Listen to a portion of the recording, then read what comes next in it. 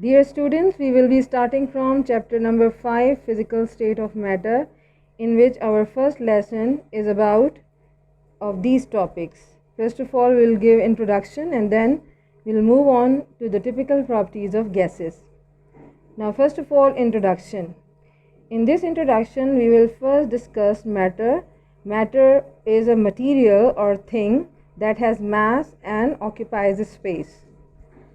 There are three different states of matter: gases, liquids and solids. Students, इस chapter के आगाज़ से पहले हमें ये जानना ज़रूरी है कि मैटर क्या है। जैसे कि चैप्टर का टाइटल है फिज़िकल स्टेट ऑफ मैटर, तो मैटर क्या है? मैटर की आपने फ़िज़िकल स्टेट बतानी है, यानी तभी उसकी हालत बतानी है, कंडीशन बतानी है कि मैटर क्या है। तो matter is basically something which has mass and occupies space, यानी मैटर वो चीज़ है जो जगह घेरे और उसका कोई एक मखसूस वज़न हो। मैटर तीन फिज़िकल स्टेट्स में एग्जिस्ट करता है, यानी सबसे पहले हम देखेंगे गैसेस, उसके बाद लिक्विड और फिर सॉलिड। गैसेस में आपके सामने इस वक्त एक मिसाल नज़र आ रही है आपको एयर फिल्ड बैलून की। Air is a gas mixture of gases, that's why we can say that this air filled balloon is an example of gases. Liquid के केस में हमें कुछ और एग्जांपल्स नज़र आ रही हैं, जिसमें लिक्विड में क्या एबिलिटी होती है कि लिक्विड में फ्लोइंग एबिलिटी होती है और बहने वाली सलाहियत की वजह से ये कुछ लिक्विड्स आपको नज़र आ रहे हैं, जिसमें वाटर, मेडिसिन, इंक और सैनिटाइजर्स वगैरह शामिल हैं। उसके बाद अगर हम थर्ड स्टेट ऑफ मैटर पर जाएँ तो हमारे पास कुछ और एग्जांपल्स आ रही हैं, जैसे पॉट है, प्लास्टिक, वुड, मेटल, जिसमें गोल्ड की भी एक रिंग आपको नज़र आ रही है, ये भी गोल्ड, सिल्वर वगैरह ये भी मेटल होते हैं। इसके अलावा ग्लास और पेपर, ये कुछ एग्जांपल्स थी जो इस डेमोन्स्ट्रेशन में आपको नज़र आई। इस वीडियो में हम फिज़िकल स्टेट ऑफ मैटर में गैसेस, लिक्विड और सॉलिड की जो जनरल प्रॉपर्टीज़ हैं वो डिस्कस करेंगे। अब आपने अपनी बुक के पेज नंबर 76 को फॉलो करना है। Matter exists in three physical states, that is gases, solid and liquid. जैसा कि आपको पता है और मैंने इससे पहले भी वीडियोस में आपको बताया कि मैटर तीन तबई हालतों में पाया जाता है, जिसमें गैस, लिक्विड और सॉलिड शामिल हैं। इसमें हम सबसे पहले गैसेस की बात करेंगे। The simplest form of matter is the gaseous state.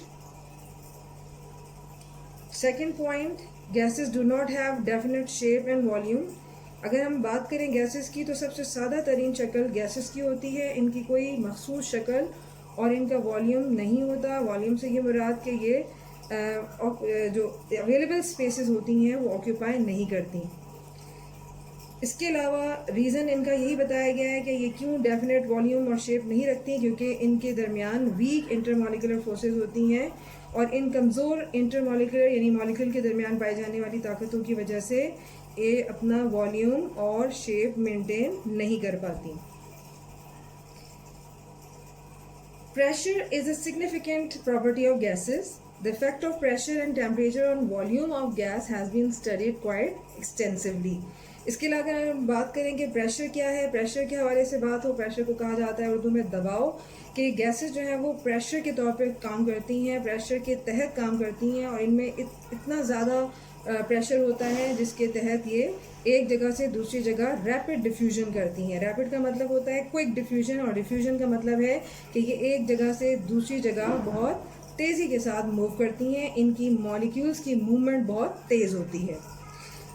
अब हम आते हैं लिक्विड्स की तरफ। लिक्विड की ख़ास बात जो कि हमने सिंपलेस्ट फॉर्म के हवाले से इसका एक डिफरेंस आपके सामने रखा है, लेस कॉमन। ये इतने ज़्यादा नहीं पाए जाते, बहुत आम हालात में बहुत कम इनकी जो मिकदार है वो होती है। जैसे पानी है या कुछ और लिक्विड्स हैं, उनकी इतनी मिसालें दुनिया में मौजूद नहीं हैं। इसके अलावा इनका जो डेफिनेट वॉल्यूम और शेप, अगर इसके हवाले से बात करें तो इनका डेफिनेट वॉल्यूम होता है, यानी ख़ास वॉल्यूम रखती हैं। इनको मिलीलीटर वगैरह में या जिस तरह से लीटर वगैरह आपने यूनिट सुने होंगे उसमें इनको नापा जाता है। इसके अलावा इनमें कोई इसकी ख़ास शेप नहीं होती। तो अब हम लिक्विड की डिस्क्रिप्शन पढ़ते हैं from your second paragraph. Liquid state has strong intermolecular forces, hence it has definite volume but it does not have definite shape. अभी मैंने आपको बताया कि इसकी डेफिनेट वॉल्यूम और डेफिनेट वॉल्यूम तो होता है लेकिन शेप नहीं होता। रीज़न क्या है बेटा कि इसमें स्ट्रॉन्ग इंटरमॉलिकुलर फोर्सेस जो हैं मौजूद होती हैं, लेकिन डेफिनेट शेप इसलिए नहीं होता क्योंकि इनको एक कंटेनर से जब हम दूसरे कंटेनर में पोर करते हैं, डालते हैं, तो ये उसी कंटेनर यानी बर्तन की शेप अज्यूम कर लेते हैं, वही शक्ल इख्तियार कर लेते हैं।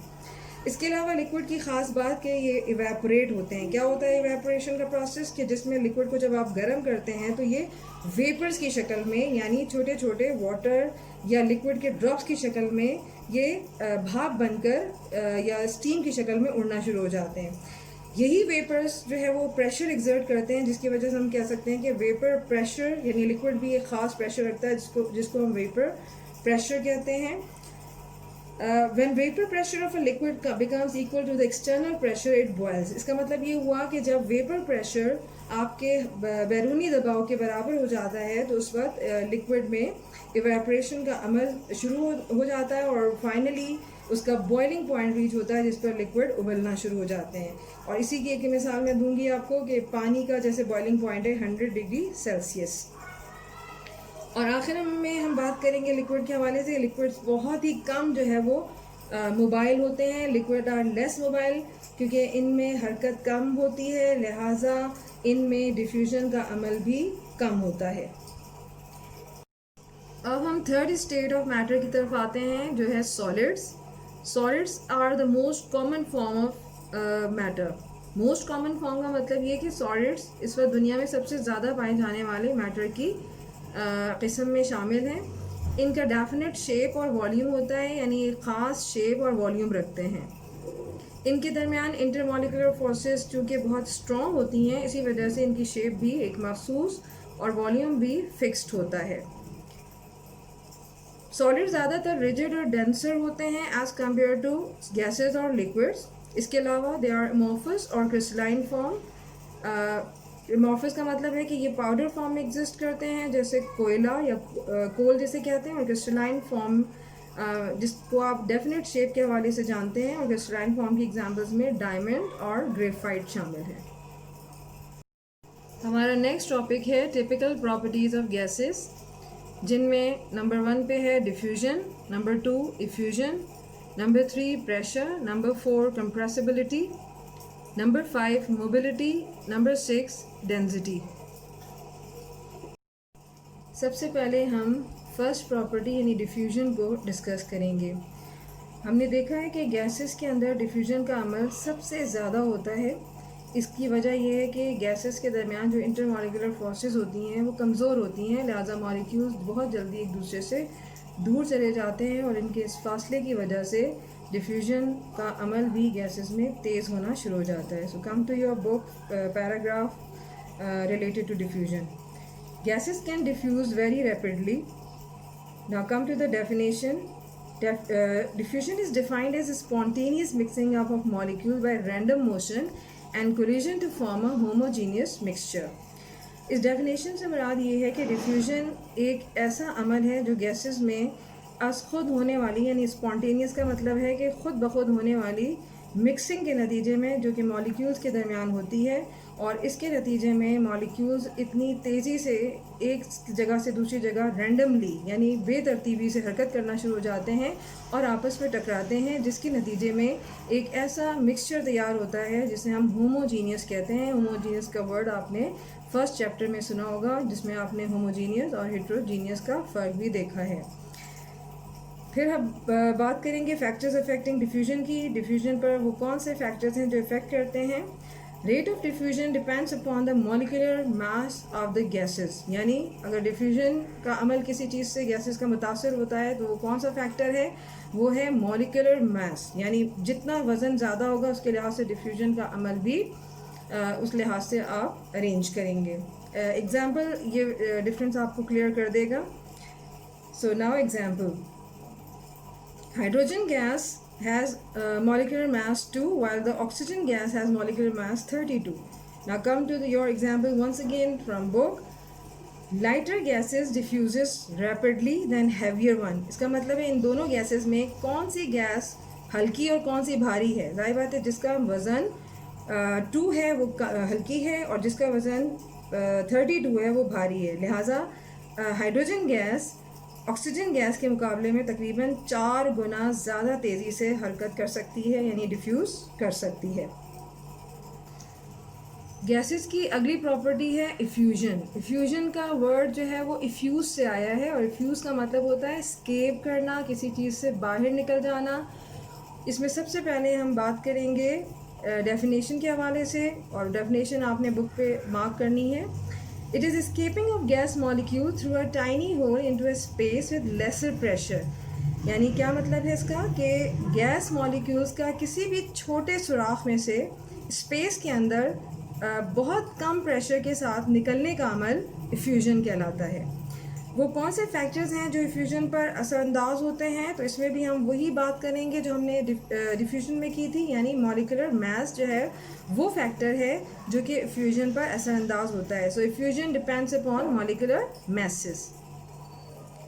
एग्जाम्पल से हमें मज़ीद क्लियर होगी डेफिनेशन भी और फैक्टर्स भी कि जितनी लाइटर गैसेस होती हैं उनमें इफ्यूजन का अमल तेज़ होता है as compared to heavier gases. इसकी मिसाल हम यहाँ से दोबारा ले लेते हैं कि हाइड्रोजन गैस जो है उसका मॉलिक्यूलर मास 2 है, ऑक्सीजन का मॉलिक्यूलर मास 32 है। लिहाजा अगर आप किसी भी सिलेंडर के अंदर इन गैसेस को फिल करेंगे और उनमें खुदा न खास्ता किसी वजह से कोई टाइनी होल यानी छोटा सा सुराख बन जाए, तो कौन सी गैस इन दोनों में से सबसे पहले फ्यूज़ होगी, यानी खारिज हो जाएगी, निकल जाएगी, यानी स्केप कर जाएगी। तो इसमें हाइड्रोजन गैस में स्केपिंग का अमल ऑक्सीजन के मुकाबले में ज़्यादा होगा। मज़ीद जो एवरीडे एग्जांपल्स हैं इनमें आपकी पंक्चर टायर की एग्जांपल है और इसके अलावा डिफ्लेटेड बलून है। पंक्चर टायर यानी जिसमें टायर में से हवा निकल जाए, और डिफ्लेटेड बैलून से मुराद है कि अगर गुब्बारे में हवा भरी जाए और उसमें एक छोटा सा सुराख हो जाए तो आहिस्ता आहिस्ता उस गुब्बारे में से हवा निकलना शुरू होगी। तो ये भी इफ्यूजन की कुछ मिसालें हैं। अब मैंने आपके सामने एक एक्टिविटी पेश करनी है जिसमें ये एक बैलून है जिसके अंदर मैंने हवा भर दी है। अब मैं इसमें एक सुराख करूँगी।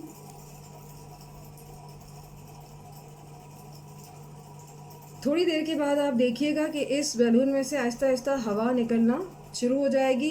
ये प्रोसेस इफ्यूजन का अमल कहलाता है। अब आप देखते जाइएगा।